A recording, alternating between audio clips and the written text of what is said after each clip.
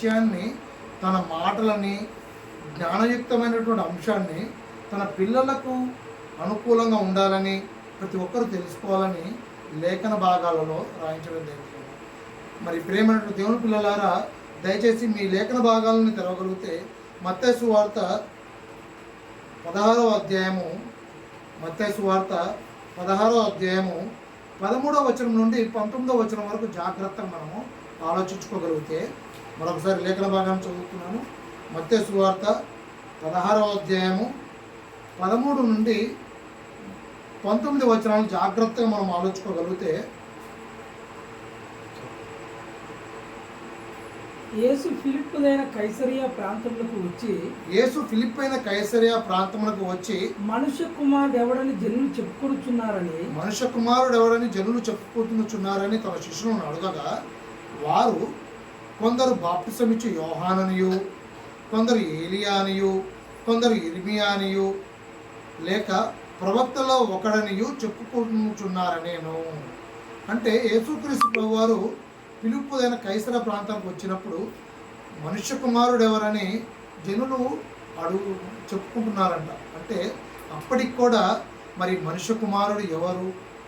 ఒకనాడు మన కన్న తండ్రి మరి మనందరి బాగు కొరకు ప్రవక్తల ద్వారా, యాజకుల ద్వారా, నాయకుల ద్వారా చాలా విషయాలు గమనానికి తీసుకుని వచ్చాడు కదా. అలా గమనానికి తీసుకువచ్చినటువంటి ఆ మనుష్య కుమారుడు ఎవరు అని ఫిలిప్పైన కైసరియా ప్రాంతము వచ్చిన జనులు అనుకుంటున్నారంట.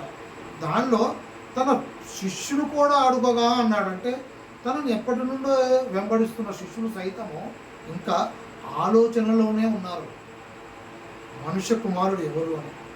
అలా ప్రశ్న తల ఎత్తిన కొద్ది సమయంలోనే కొందరు ఏమనుకుంటున్నారంటే, ఎవరో కాదు ఆ మనుష్య కుమారుడు, బాప్తిసం ఇచ్చు యోహాననియు.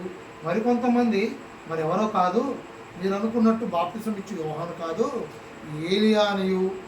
బాప్తిసం ఇచ్చు యోహాను కాదు, ఏలియా కాదు, మరి ఎవరో కాదు, అతను ఇర్మియా అనియు, ప్రజలలో ప్రవక్తలో ఒకడనియు చెప్పుకునుచున్నారు. అంటే నిజంగా మొదటి శతాబ్దంలో ఉన్నటువంటి యేసుక్రీస్తు ప్రభువారు మన కన్న తండ్రి అయినటువంటి దేవాతి దేవుని దగ్గర ఏ మాటలైతే విన్నాడో ఆ మాటలు చెబుతున్నట్టు ఆ సమయంలో ఆయన వెంబడిస్తున్న శిష్యులు సైతము గ్రహించని సందర్భాన్ని మనం ఈ రాత్రికాలం ఆలోచిస్తున్నాము.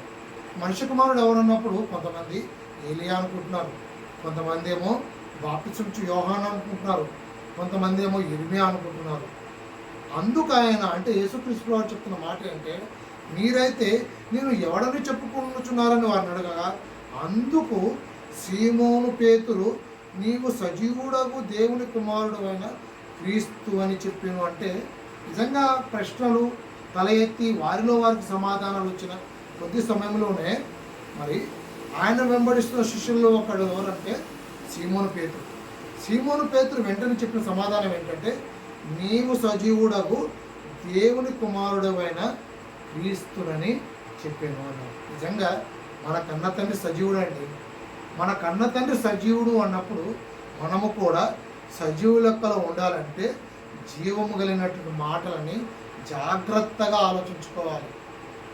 ఆనాడు ఆ పరిస్థితిలో ఉన్నటువంటి ప్రజల వలె కాకుండా, అప్పుడు వెంబడిస్తున్న శిష్యుల వలె కాకుండా, నిజంగా సీమోను పేతురు గారు చెప్పినంతగా చెప్పే స్థితిలో ఉండాలి అంటే పరలోకపు రాజ్యపు తాళపు చెవులు మనలో కలిగి ఉండాలి. సీమోను పేతురు చెప్పిన మాట ఏంటంటే, నువ్వు సజీవుడకు దేవుని కుమారుడు అయిన క్రీస్తు అని చెప్పాను అని చెప్పాడంటే, నిజంగా ఇక్కడ మనం దయచేసి గమనించవలసిన విషయం ఏంటంటే, మరి పేతురు గారికి ఎలా ఉంది ఇలాంటి జ్ఞానము, ఇలాంటి ఆలోచన ఎక్కడ ఉందండి? నిజంగా ప్రియమైన దేవుని పిల్లలారా, యేసుక్రీస్తు ప్రభువుని వెంబడించినటువంటి శిష్యులు 12 మంది. ఆ 12 మందిలో లేని జ్ఞానము సీమోను పేతురులోనే ఎందుకు ఉంది అన్నప్పుడు జాగ్రత్తగా ఆ లేఖన భాగాన్ని జాగ్రత్తగా ఆలోచించుకుంటూ ముందుకు వెళ్తే, అందుకు యేసు, సీమోను బరియోన, నీవు ధన్యుడవు, పరలోకమందున్న నా తండ్రి ఈ సంగతి మీకు బయలుపరుస్తేనే కానీ నరులు నీకు బయలుపరచలేదు. అంటే నిజంగా ఏదైనా ఒక విషయం తెలియాలి అన్నా, ఏదైనా ఒక విషయం చెప్పాలి అన్నా ఎవరు చెప్పాలో తెలుసా? పరలోకములు ఉన్నటువంటి మన కన్న తండ్రి చెబితేనే తెలుస్తుంది. కొంతమంది అనుకుంటారు నేను చెబితే కానీ ఎవరికి తెలియదండి అంటారు. కొంతమంది అంటారు నేను చెప్పినంతగా ఎవరు చెప్పలేరండి అంటారు. ఇవన్నీ కూడా లేఖన భాగాలను జాగ్రత్తగా పరిశీలించుకుంటే నిజంగా సోల్జర్స్ ఫర్ క్రైస్ట్ అనే ఒక మంచి సంఘటితమైనటువంటి సంఘం రూపంలో సమావేశంగా దేవుని పిల్లలుగా కూర్చున్న మనము ఆలోచించుకునే విషయం ఏంటంటే, సీమోను పేతురు చెప్పిన సమాధానం కూడా ఎలా చెప్పాడో తెలుసా? పరలోకములో ఉన్నట్టు మన కన్న తండ్రి బయలుపరిచాడు. అలా బయలుపరిస్తే తప్ప చెప్పలేవు అని చెబుతూ కింద వచ్చిన భాగానికి వచ్చేప్పటికే అని చెప్తున్న మాట ఏంటంటే, మరియు నీవు పేతురవు, ఈ బండ మీద నా సంఘమును కట్టుదువు, పాతాళ లోక ద్వారముల ఎదుట నిర్వజాలమని నీతో చెప్పుచున్నాను అన్నాడు. అంటే పరలోక రాజ్యము గురించి ఉన్నతమైనటువంటి ఆలోచనతోటి, ఉన్నతమైనటువంటి అంశంతో ఆయన చెప్తున్న మాట ఏంటంటే, ఈ బండ మీద నా సంఘమును కట్టుదును అంటూ పరలోకపు ద్వారములు దాని ఎదుట నిలవజాలవు నేను నీతో చెప్పుచున్నాను అన్నాడు. నిజంగా బండ మీద సంఘాన్ని కట్టేటువంటి మంచి అవకాశము, అదేవిధంగా పరలోక ద్వారము దాని ఎదుట నిర్వజాలదని నీతో చెప్పుచున్నానంటే, నిజంగా ఇక్కడ పరలోకమునుడు కన్న తండ్రి సీమోను పేతురుకి ఎందుకు బయలుపరిచాడు? సీమోను పేతురుకి ఎందుకు ఆ ఘనత వచ్చింది? సీమోను పేతురు గారు సజీవుడగు దేవుని కుమారుడవు అని సమాధానం ఎలా చెప్పగలిగాడు? ఇలాంటి ప్రశ్నలన్నీ తల ఎత్తాలండి. ఇలాంటి ప్రశ్నలన్నీ తల ఎత్తితేనే నిజంగా లేఖన భాగాలు మనకు బాగా అర్థమవుతాయి. లేఖన భాగాలు బాగా అర్థమైతే ఖచ్చితంగా పరలోకం వెళ్ళడం చాలా సులువు. ఒకవేళ ఈ లేఖన భాగాలు జాగ్రత్తగా అర్థం కాలేదనుకోండి, పరలోక రాజ్యము వెళ్ళటము చాలా క్లిష్టతరము, చాలా కష్టము. కింద వచ్చిన భాగాలు ఇంకో చూడండి. అలాగే పరలోక రాజ్యం యొక్క తాళం చెవులు నీకు ఇచ్చేదని అని చెప్పాడంటే, పరలోక రాజ్యపు తాళం చెవులు ఎవరి దగ్గర ఉన్నాయి? సీమోను పేతురు గారి దగ్గర పరలోకపు రాజ్యపు తాళం చెవులు ఉన్నవి. నీవు భూలోకమందు దేనిని బంధించుదువో అది పరలోకమందును బంధించబడను, భూలోకమందు దేని విప్పుదువో అది పరలోకమందును విప్పబడును అని అతనితో చెప్పాను. అంటే ఎంతటి అదృష్టం అండి, ఎంతటి భాగ్యము! నిజంగా ఇంతటి అదృష్టము, భాగ్యము లేఖన భాగాలలో మనం చదువుకున్నటువంటి వాక్య భాగాలలో ఇంతవరకు ఎంతోమంది దైవజనులు చెప్తున్న మాటల ప్రకారంగా మనం వాక్యాలు బలపరుస్తున్న వ్యక్తుల ద్వారా ఆలోచించుకుంటున్నా కూడా ఎవరికి దక్కనంతటి ఆధిక్యత సీమోను పేతురుకు దక్కింది. ఏంటో తెలుసా? ఆయన దగ్గర పరలోకపు రాజ్యం తాళం చెవులు ఉన్నవి. భూమి మీద దేని విప్పుతాడో అదే పరలోక రాజ్యంలో తెరవబడుతుందంట. భూలోకంలో దేన్నైతే తాళం వేసి మూసివేస్తాడో అది పరలోకంలో కూడా మూసివేయబడుతుంది. అంటే సీమోను పేతురికి అంతటి అవకాశం ఎలా వచ్చింది అనేది ఈ రాత్రికాలపు పాఠంలో ముఖ్యమైనటువంటి భాగం అండి. పరలోకపు రాజ్యపు తాలపు చెవులు ఏవి అన్నప్పుడు నిజంగా పరలోకపు రాజ్యపు తాలపు చెవులు సీమోను పేతురు గారి దగ్గర ఉన్నవని మనకు అర్థమైంది. సీమోను పేతురు గారి దగ్గర పరలోక రాజ్యపు తాలపు చెవులు ఉన్నవి.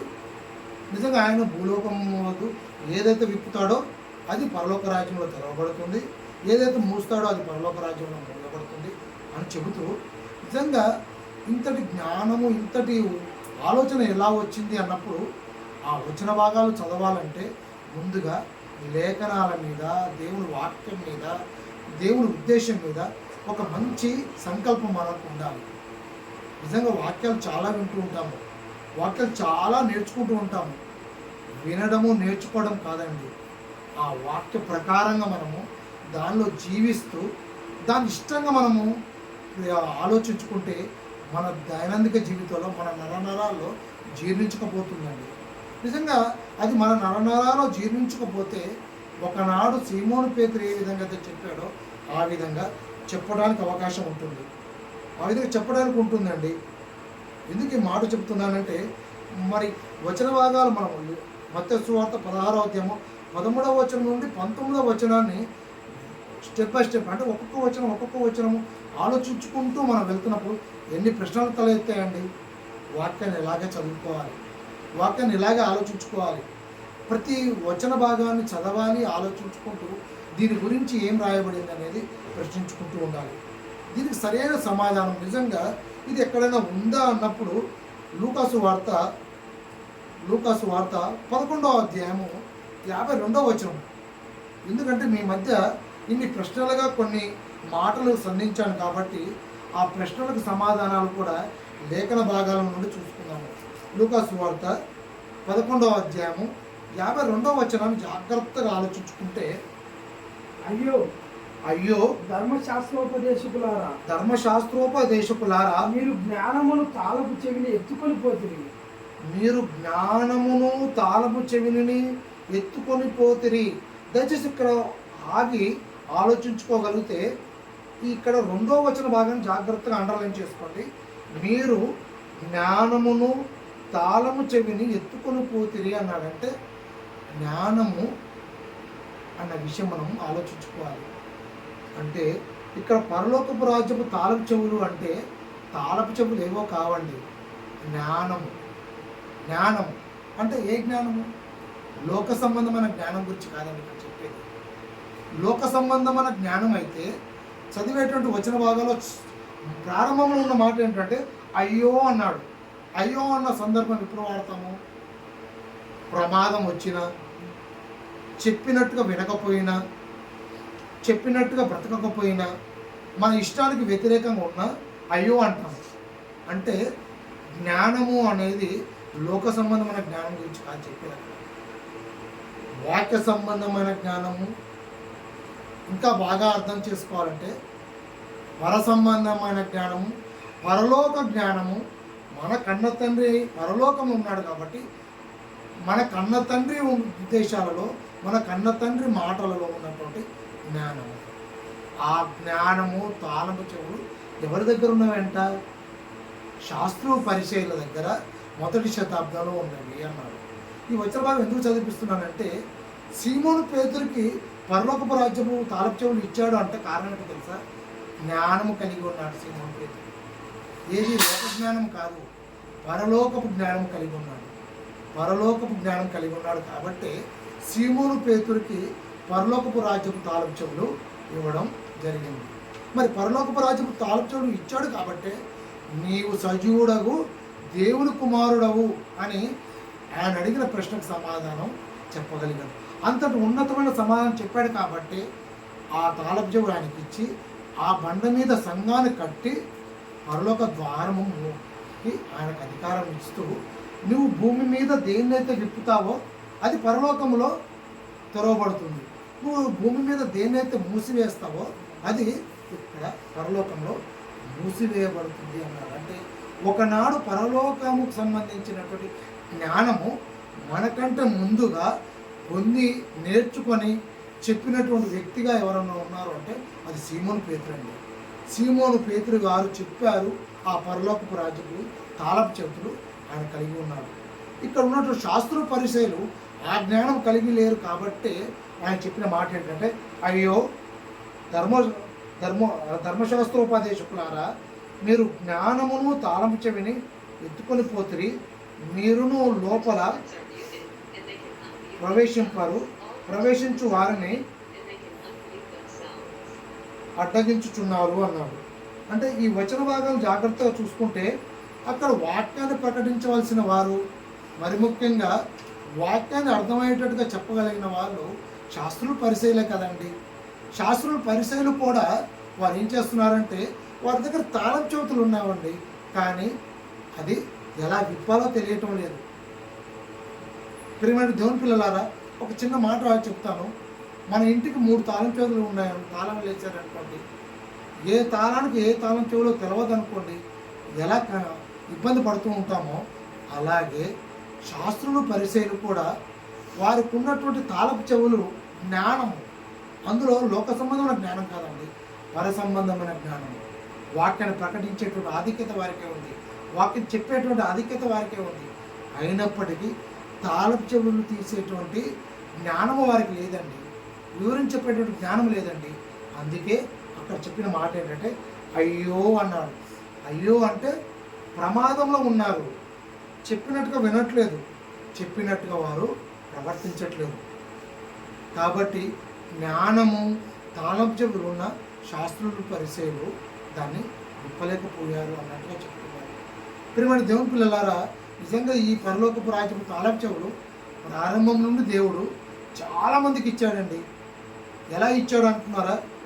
ఆయా కాలాలలో తన పిల్లలు నశించిపోకుండా పాతాళానికి జారిపోకుండా ఉండాలని రాజులని, యాజకులను, న్యాయాధిపతులను ప్రతి ఒక్కరిని నిలబెట్టుకుంటూ దేవుని జ్ఞానాన్ని చెప్పుకుంటూ వచ్చారండి. చెప్పుకుంటూ వచ్చిన ఎవరు వినలేదండి. ఇప్పుడు కూడా క్రీస్తును ధరించి క్రైస్తవులు బ్రతుకుతున్నటువంటి వారు కూడా లోక సంబంధమైన జ్ఞానం గురించి ఎక్కువగా ఆలోచిస్తున్నారే కానీ పర సంబంధమైన జ్ఞానానికి ఎంతవరకు సమయాన్ని ఇస్తున్నారు? ఎంతవరకు దానికి ప్రాముఖ్యత ఇస్తూ తన పిల్లలని, తన భర్తని, తన భార్యని, తన కుటుంబ సభ్యులని, తన బంధువులని ఆ జ్ఞానంలో పెంచాలని, ఆ జ్ఞానం ప్రకారంగా ఆలోచించాలని తాపత్రయపడుతున్నారో మనమే ఆత్మ పరిశీలన చేసుకోవాలి. నిజంగా ఎందుకని ఈ మాట చెప్తున్నానంటే, తాళపు చెవులు ఒకనాడు పరలోకము తాళపు చెవులు సీమోను పేతురుకి ఇచ్చాడు. అది పర సంబంధమైన జ్ఞానం. ఎందుకు ఈ మాట చెబుతూ మరలా నేను జ్ఞాపకం చేస్తున్నానంటే, తాళపు చెవులు ఇచ్చిన వాడుకోలేకపోయారు. ఎలా వాడుకోలేకపోయారు అంటున్నారా? మరొక వచ్చిన భాగం మీకు బాగా అర్థం కావడానికి అదే లూకాసు వార్త 10వ అధ్యాయం 11వ వచనంలో మరొక సందర్భం చూడండి. దయచేసి చూడండి. 10వ అధ్యాయము 13వ వచనం. అయ్యో కొరాజీనా, అయ్యో కొరాజీనా, అయ్యో బెత్సయిదా, అయ్యో బెత్సయిదా, మీ మధ్య చేయబడిన అద్భుతములు తూరు సీదోను పట్టణములో చేయబడిన ఎడల ఆ పట్టణపు వారు పూర్వమే గోనెపట్ట కట్టుకొని బూడిద వేసుకొని కూర్చోండి, మారు మనసు పొంది ఉందురు అన్నాడు. నిజంగా ఈ మాట చదివినప్పుడు ఇది మనకు సంబంధించింది కాదండి. నిజంగా మొదటి శతాబ్దంలో శాస్త్రులకు పరిచయాలకు సంబంధించింది కదా. మనకేంటండి, మనకు సంబంధించింది అన్నట్టుగా ఆలోచిస్తున్నారు అనుకుంటున్నారా? అక్కడ చదవబడిన వాక్యము 2వ వచన భాగం చూడండి, జాగ్రత్తగా చూడండి. సీదోను పట్టణములో చేయబడిన ఎడల ఆ పట్టణము వారు పూర్వమే గోనె పట్టుకొని బూడిద వేసుకొని కూర్చోండి, మారు మనసు పొంది ఉందుదురు అంటే అప్పుడు వారు చెప్పలేదు కాబట్టి మారలేదండి. ఇప్పుడు క్రీస్తుగా ధరించి క్రైస్తవులుగా బ్రతుకుతున్నటువంటి మనము ఎంతమందికి చెప్తున్నాము ఒక్కసారి ఆలోచించండి. చెప్పట్లేమనుకోండి. వచనభాగ ప్రారంభంలో ఒక మాట ఉంది. ఏంటి? అయ్యో అన్నాడు. అయ్యో అంటే మనము కూడా ప్రమాదంలో ఉన్నాము. మనం కూడా చెప్పినట్టుగా బ్రతకట్లేదు. అయ్యో అన్న పదాన్ని చాలా హెచ్చరికమైనటువంటి పదంగా వాడాలండి. ఎందుకంటే ఎప్పుడు పడితే అప్పుడు అయ్యో అని వాడమండి. అయ్యో అన్నప్పుడు అయ్యో చనిపోయాడు అంటారు, అయ్యో వెళ్ళిపోయాడండి అంటారు. అయ్యో అంటే మరొక అవకాశం లేదండి, అదే చివరి అవకాశం. అయ్యో అన్నాడు అంటే మనం మారు మనసు పొంది బాప్తిసం తీసుకొని దేవుని పిల్లలుగా బ్రతుకుతుండి కూడా ఆ పర సంబంధమైన జ్ఞానం మన దగ్గర ఉంచుకొని కూడా చెప్పట్లేము అంటే ఒకనాడు ఈ కొరాజీన తూరు సీదోను పట్టణంలో అక్కడ సందర్భాన్ని చెప్పిన సందర్భమే ఇప్పుడు మనం మాట్లాడుకుంటున్న ఈ సందర్భంలో మనము ప్రశ్నించుకోవడానికి కూడా ఉపయోగపడుతుంది. పరలోకపు రాజ్యపు తాళపు చెవులు ఏవి అన్నారు. నిజంగా పరలోకపు రాజ్యపు తాళపు చెవులు ఏవి అన్నప్పుడు పర సంబంధమైన జ్ఞానము నిజంగా ఆ తాళపు చెవులు అన్నాం కదా. మనందరికీ తెలిసిన వాక్య భాగము బుద్ధి జ్ఞానము సర్వ సంపదలు క్రీస్తునందు గుప్తములు అయి ఉన్నవి అన్నాడు. అంటే క్రీస్తు అంటే దేవుని వాక్యం అండి. దేవుని వాక్యం అంటే దేవుడు అండి. నిజంగా వాక్యమే జ్ఞానము, క్రీస్తే జ్ఞానము. దేవుడు అంటే ప్రతిదీ కూడా ముందే మనకి ఇచ్చినా కూడా దాన్ని వాడుకునే తెలివితేటలు, వాడుకునేటువంటి జ్ఞానం మనకు లేదు. మనకున్న జ్ఞానం అన్న ఏంటంటే లోక సంబంధమైన జ్ఞానము. లోక సంబంధమైన జ్ఞానంతో ఏం చేస్తామో తెలుసా? వాక్య సంబంధంగా బ్రతకడం కంటే లోక సంబంధమైన జ్ఞానంతో మన దైనందిక జీవితంలో ఎంత గొప్పగా బ్రతుకుతున్నామో ఒకసారి ఆలోచించుకోవాలి. నిజంగా పర సంబంధమైన జ్ఞానంతో బ్రతికితే సమాజంలో ఎప్పుడు కూడా వాక్యం ప్రకటించేటప్పుడు ఆటంకాలు వస్తుంటాయి. వాక్యం చెప్పేటప్పుడు ఎవరు అంత త్వరగా స్వీకరించరండి, ఎవరు అంత తొందరగా అంగీకరించరండి. ఒకనాడు యేసుక్రీస్తు ప్రభువారు పరలోకం గురించి ఎన్నో సందర్భాల్లో మాట్లాడాడు. మీకు బాగా అర్థం కావడానికి ఒక చిన్న సందర్భం జ్ఞాపకం చేస్తాను. ఆయన ప్రసంగాలు చేసినవన్నీ కొండ మీద ప్రసంగాలేనండి. కొండ మీద ప్రసంగాలు చేసినవన్నీ కూడా పరలోక రాజ్యాన్ని ఉద్దేశించి ఉపమాన రీతిగా ఎన్నో ఉదాహరణ ఇచ్చుకుంటూ చెప్పుకుంటూ వచ్చాడు. ఎందుకో తెలుసా? పరలోకపు రాజ్యము తాళపు చెవులు ఇవ్వాలని, అంటే పర సంబంధమైన జ్ఞానం వారికి చెప్పాలని. ఎందుకు కొండ మీద ప్రసంగం అని చెప్తున్నారంటే, మీరు కేవలం కొండ మీద కూర్చున్న యేసుక్రీస్తు ప్రసంగాలే చెప్పాడు, కానీ అక్కడ చెప్తున్నటువంటి పరలోక సంబంధం గురించి మా వాక్యాలు ఎక్కువ చెప్పాడు దేవుడు. ఎందుకో తెలుసా? ఏ రోజుకైనా పరలోకానికే రావాలి. ఏ రోజుకైనా పరలోకం రావాలంటే జ్ఞానం ఉండాలి. జ్ఞానం అంటే వాక్యం, దేవుని మాట. ఒకనాడు దేవుని మాట అందరి దగ్గరికి రాలేదు, ఇప్పుడు మనందరి దగ్గరికి వచ్చింది, మనందరి చేతిలో ఉంది. మనందరి చేతిలో ఉన్న ఆ జ్ఞానాన్ని, ఆ మాటని మనము పక్కన పెడుతున్నామంటే మనం పర సంబంధమైన జ్ఞానంతో ఉన్నామా, లోక సంబంధమైన జ్ఞానంతో ఉన్నామా? మనమే ప్రశ్నించుకోవాలి. పరలోకపు రాజ్యపు తాళపు చెవులు ఏవంటే దేవుని మాటలండి. దేవుని మాటలు అంటే పర సంబంధ జ్ఞానం అండి, దేవుని మనసు అండి. ప్రతి మాట దేవుడు రాయించిన మాటే. దయచేసి ప్రేమైన దేవుని పిల్లలారా, ఒక వచన భాగాన్ని జాగ్రత్తగా చూసుకుంటే మీకు ఉదాహరణకి అర్థం కావడానికి ఈ వచన భాగాన్ని చదివి వినిపిస్తాను. దయచేసి చూడండి. మత్తయి సువార్త 23వ అధ్యాయము. మత్తయి సువార్త 23వ అధ్యాయము 13వ వచనం. మత్తయి సువార్త 23వ అధ్యాయము 13వ వచనం. అయ్యో వేషధారులైన శాస్త్రులారా, పరిసయ్యులారా, మీరు మనుషుల ఎదుట పరలోక రాజ్యమును మూయుదురు, మీరు అందులో ప్రవేశించరు, ప్రవేశించు వారిని ప్రవేశింపనీయరు అన్నాడు. ఇది హెచ్చరికతో కూడిన మాట అండి. ఏదో మొదటి శతాబ్దంలో యేసుక్రీస్తు వారు బ్రతికిన కాలంలో ఆయన చెప్పిన మాట కదండి. ఇప్పుడు మనం మొదటి శతాబ్దంలో లేము, మనకు సంబంధించిన మాట కాదు అన్నట్టుగా అనుకుంటున్నారా? మనం కూడా వేషధారులుగానే ఉన్నాము. ఒకనాడు వేషధారులైన శాస్త్రులారా అన్నారు, ఇప్పుడు అయ్యో వేషధారులైన క్రైస్తవులారా అంటాడు దేవుడు. అనరంటారా? ఖచ్చితంగా అంటారు. ఎందుకో తెలుసా? అక్కడ చదివిన మాట చూడండి. మీరు మనుషుల ఎదుట పరలోక రాజ్యమును మూయుదురు అన్నాడు. అంటే పర సంబంధ జ్ఞానం మనకు ఉంది, ఇక్కడ మనము పరలోక రాజ్యాన్ని మూస్తున్నామంట. ఎంత తప్పండి! జ్ఞానం మన దగ్గర పెట్టుకొని 4 గోడల మధ్య మనమే కూర్చొని మనం నలుగురమే ఆలోచించుకుంటే చాలా తప్పండి. పరలోకం అందరూ వెళ్ళాలి కదండి.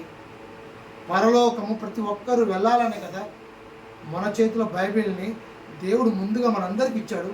మనం దేవుని పిల్లలు ఏర్పాటు చేసుకున్నారంటే మనం వెళ్ళి చెప్పాలండి పర సంబంధమైన జ్ఞానం గురించి. ఇంకో మాట చూడండి, మన గురించి చెప్పిన మాట, మీరు అందులో ప్రవేశించరు అంటే తెలిసి కూడా మనం సువార్త ప్రకటించకపోతే ఏ రోజుకి పరలోకం వెళ్ళమండి, ఏ రోజుకి పరలోకం వెళ్ళము. పర సంబంధమైన జ్ఞానం నాకు ఉంది, నేను వెళ్తే సరిపోతుంది, నా భార్య వెళ్తే సరిపోతుంది, నా భర్త వెళ్తే సరిపోతుంది, నా పిల్లలు వెళ్తే సరిపోతుంది అనుకుంటే మీరు అందులో ప్రవేశించరు అన్నాడు. ఎందుకో తెలుసా? పర సంబంధ జ్ఞానం మనం తెలుసుకున్న తర్వాత ప్రతి ఒక్కరికి చెప్పాలండి, ప్రతి ఒక్కరికి చెప్పాలి. నిన్ను వల్ల నీ పొరుగువాన్ని ప్రేమించు అంటే దానిలో ప్రతి ఒక్కరిని ప్రేమించాలండి. మన కుటుంబస్తులే కాదు, మన ఎదురింటి వాళ్ళని ప్రేమించాలి, మన పక్కింటి వాళ్ళని ప్రేమించాలి, మన కాలనీ వాళ్ళు ప్రేమించాలి, ప్రతి ఒక్కరిని ప్రేమించాలండి. మన అధికారులను ప్రేమించాలి. ప్రతి ఒక్కరిని ప్రేమిస్తేనే పరలోకమును గురించి, పరలోకంలో ఉన్నటువంటి జ్ఞాన సంగతుల గురించి చెప్పగలం. అందుకే అన్నాడు, అయ్యో వేషధారులైన క్రైస్తవులారా అని చెప్పాను, కానీ వాక్య భాగంలో అయ్యో వేషధారులైన శాస్త్రులారా అని చెప్పాడు. మీరు పరలోకాన్ని ఇక్కడ మూస్తారు, మీరు ప్రవేశించరు, ప్రవేశించే వారిని కూడా ప్రవేశింపనియరు అంటే ఎంత భయానకమైనటువంటి, ఎంత బాధాకరమైనటువంటి మాట అండి. ఇది నిజంగా దేవుని పిల్లలుగా ఉన్నటువంటి మనము హెచ్చరికతో కూడినటువంటి మాటగా తీసుకోవాలి. 23వ వచనం చూడండి. 23వ వచనం ఇంకా మనం బాగా అర్థం కావడానికి మీకు ఉదాహరణ చెప్తున్న ఈ సందర్భాన్ని. అయ్యో వేషధారుల శాస్త్రులారా, పరిసయ్యులారా, మీరు పుదీనాలోను, సోంపులోను, జీలకర్రలోను 10వ వంతు చెల్లించి ధర్మశాస్త్రంలో ప్రధానమైన విషయమును అనగా న్యాయమును, కనికరమును, విశ్వాసమును విడిచిపెట్టి తిరిగి అన్నాడు. అంటే పరలోక రాజ్యపు తాళపు చెవులు అంటే పర సంబంధమైన జ్ఞానము మన దగ్గర ఉన్నాక మనం విడిచిపెడుతున్నది ఒకవేళ ఉంటే ఏంటో తెలుసా? న్యాయమును, కనికరమును, విశ్వాసమును ఒకవేళ విడిచిపెడుతున్నారేమో. ఒకవేళ అది విడిచిపెడితే మీరు పరలోక రాజ్యానికి రారు. అయ్యో అంటున్నాడు. అయ్యో అంటే లేదు అవకాశం, ఇంకా ఇదే చివరి అవకాశం. మరలా మీకు అలాంటి అవకాశం రాదు. కాబట్టి పుదీనాలోను, కొత్తిమీరలోను ప్రతి దానిలోనూ 10వ వంతు ఇస్తున్నారు కదా, అది చాలా సంతోషం. కానీ ముఖ్యమైనది ధర్మశాస్త్రం చెప్పినట్టుగా, మరి ముఖ్యంగా కొత్త నిబంధన కాలంలో కూడా చెప్పిన మాటల ప్రకారంగా ఒకవేళ ఆలోచిస్తే న్యాయాన్ని, కనికరాన్ని, విశ్వాసాన్ని ఒకవేళ విడిచిపెడుతున్నారేమో. దయచేసి మనమే పరిశీలించుకుందాం. న్యాయాన్ని విడిచిపెట్టిన, కనికరాన్ని విడిచిపెట్టిన, విశ్వాసాన్ని విడిచిపెట్టిన పరలోకం వెళ్ళడం అసాధ్యం.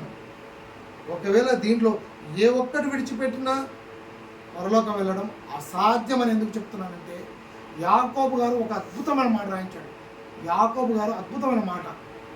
ఈ పాఠానికి చాలా ప్రాముఖ్యమైనటువంటి రెఫరెన్స్. దయచేసి ప్రేమైన దేవుని పిల్లలారా, మీ లేఖన భాగాల్ని తెరవగలిగితే యాకోబు పత్రిక 3వ అధ్యాయము, యాకోబు పత్రిక 3వ అధ్యాయము 17వ వచనం. యాకోబు పత్రిక 3వ అధ్యాయము 17వ వచనం. అయితే పైనుండి వచ్చు జ్ఞానము మొట్టమొదట పవిత్రమైనది, తరువాత సమాధానకరమైనది, మృదువైనది, సులభముగా లోబడినది, కనికరముతోనూ మంచి ఫలములతోనూ నిండుకొనినది, పక్షపాతమైనదైన వేషధారణ అయినను లేనిదై ఉన్నది అన్నాడు.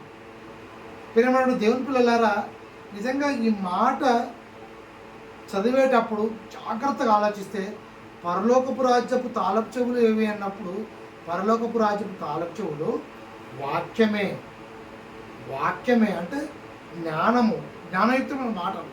ఈ జ్ఞానయుక్తమైన మాటలు, వాక్యము ఎక్కడ నుండి వచ్చిందంట తెలుసా? పైనుండి మొట్టమొదట వచ్చింది కదా. అది ఎలా ఉంది? పవిత్రమైంది. అంటే మనం కూడా పవిత్రంగా ఉండాలి. పవిత్రమైనది. తరువాత ఏ విధంగా ఉంది? సమాధానకరమైనది. అంటే మనలో ఎంతమందిలో సమాధానం ఉంది? ఒక్కసారి ఆలోచించుకోండి. సమాధానం అంటే మనం చూడగానే ఎదుటి వారికి సమాధానం ఉండాలి. మనం వారితో సమాధానం పడ్డం కాదు. మనం కనపడగానే మనం చూసి వీరితో సమాధానం ఉంది అన్నట్టుగా ఎదుటి వారిలో అలాంటి ఆలోచన కలగాలంటే మన విశ్వాస జీవితం ఎంత గొప్పగా ఉండాలో ఆలోచించాలి.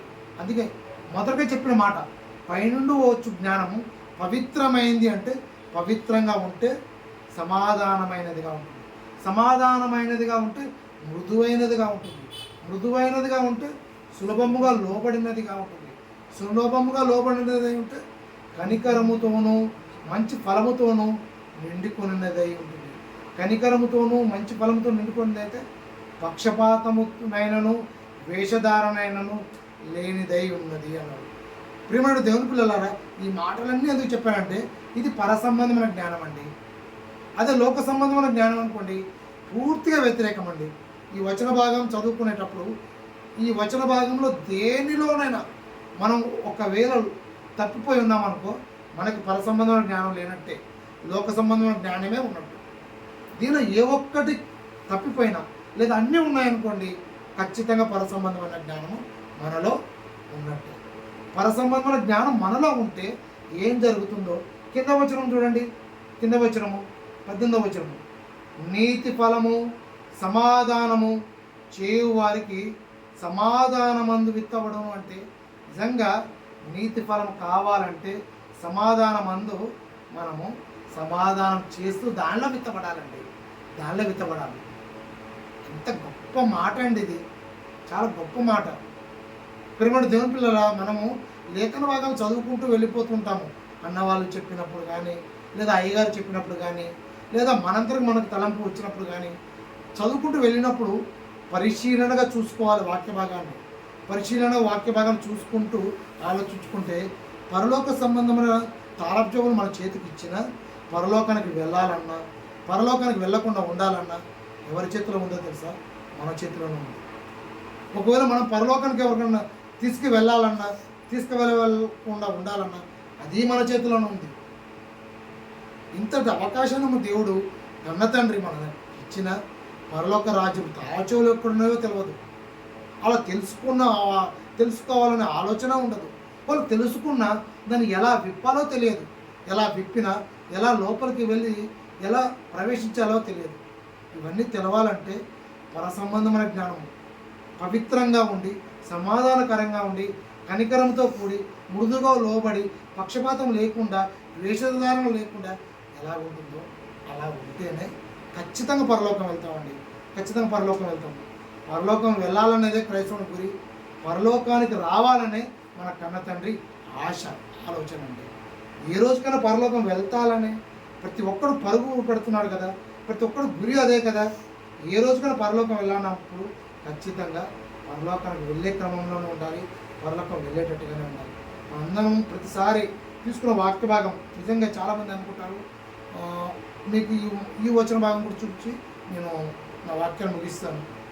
ఎప్పుడుగా వాగ్దానమను లేకపోతే వాక్యమను ఎక్కువ క్రైస్తవులలో బాగా అలవాటు చేసినటువంటి మాట ఏంటంటే 31వ తారీఖు లేదా జనవరి 1వ తారీఖు వాగ్దానం ఇస్తూ ఉంటాం కదా. అది కాదండి.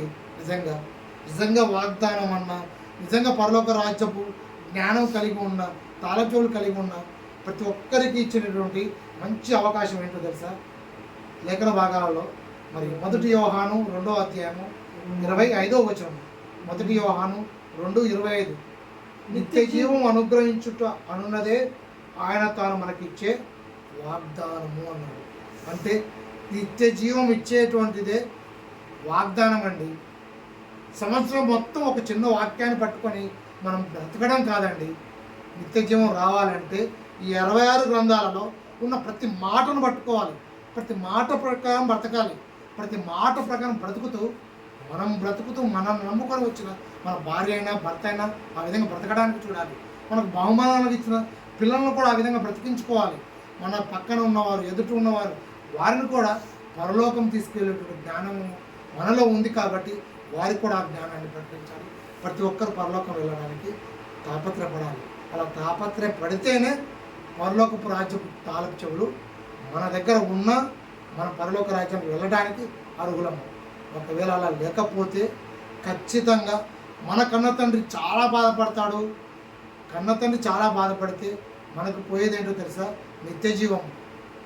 దేవుడు ముందే ఇచ్చాడు, నిత్య జీవం మీకు ఇస్తా అని వాగ్దానం ఇచ్చినా కూడా ఆ వాగ్దానాన్ని మనము నిజంగా వాడుకోకపోయినా, ఉపయోగించుకోకపోయినా నిత్య నరకానికి జారిపోతాము. దయచేసి ఈ మాటలు ప్రేమపూర్వకం మీకు అందించాను. నిజంగా కొన్ని మాటలు మన హృదయాన్ని కదిలించిన ఈ రాత్రికాలం వరకే కాదు, కానీ బ్రతికున్నంత వరకు, మన గొంతులో ఊపిరి ఆగిపోయే వరకు, లేదా యేసుక్రీస్తు 2వ రాకడ వచ్చే వరకు ఖచ్చితంగా ఈ మాటల ప్రకారం బ్రతికి పరసంబంధమైన జ్ఞానంతో నిజంగా నిత్య జీవానికి వెళ్ళడానికి ప్రతి ఒక్కరూ తాపత్రపడుతూ పరలోకానికి గురి అనుకున్నట్లు పరిగెడితే ఏ రోజుకైనా మనందరి కన్న తండ్రి దగ్గరికి వెళ్ళడానికి మనం కూడా ముందు వరుసలో ఉంటాము. మనకంటే ముందు చాలామంది పరిగెత్తారు, విశ్రాంతి తీసుకుంటున్నారు. నీతిమంతులు కొంతమంది ఎదురు చూస్తున్నారు. మనం కూడా అలా ఎదురు చూడాలన్నా, అలా వెళ్ళాలన్నా మనకు కావాల్సింది లోక జ్ఞానం కాదు, పరలోకపు జ్ఞానము. ఆ పరలోకపు జ్ఞానము వాక్యము. ఆ వాక్యాన్ని మనం తెలుసుకోవడమే కాదు, చాలామందికి తెలిసేటట్టుగా మనము ప్రకటించేటట్టుగా ముందుకు వెళ్తేనే ఆ పరలోకపు రాజ్యపు తాళపుకి ఉపయోగము, మేలు. దయచేసి అందరూ తల ఉంచి కళ్ళు మూసుకున్నట్లయితే ఈ రాత్రి కావాలప్పుడు ఆరాధన ఉంచుకుందాం. ప్రేమ నమ్మకంగా మా తండ్రి, మహాగణ మహనీయుడ, మరి చిన్న సందర్భాన్ని పరలోకపు రాజ్యపు తాళపు చెవులు ఎక్కడ అని మరి ఆ అంశాన్ని ఆలోచనాత్మకంగా మీ పిల్లల సమక్షంలో నిజంగా మీ కుమారుడను నిలవబడి నన్ను నేను పరిశీలించుకుంటూ వాక్య భాగములు ప్రకారంగా సరిచేసుకోవడానికి మంచి అవకాశం ఇచ్చిన విధానం బట్టి ఉన్నాను. మరి ఏ రోజుకైనా పరలోకం రావాలనే మా అందరి గురి. మరి ముఖ్యం మా కన్న తండ్రిగా ఉన్నటువంటి మీరు కూడా ఆ విధంగా ఆశపడుతున్నారు కాబట్టి కన్న తండ్రి మనసు నొప్పించకుండా మా గురిలో మేము తప్పిపోకుండా అనుదినము మీ వాక్యము ద్వారానే సరిచేసుకోవడానికి మరొక అవకాశాన్ని ఇవ్వండి. మీ చిత్తమైతే మరొకసారి వాక్య భాగం ద్వారా మరలా మీకు పిల్లల సమక్షంలో వాక్యాన్ని ప్రకటించే అవకాశాన్ని ప్రతి ఒక్కరికి దయచేయమని ఈ చిన్ని ప్రార్థన యేసుక్రీస్తు నామమున అడిగి వేడుకుంటున్నాను తండ్రి. ఆమేన్. అందరికి వందనాలండి.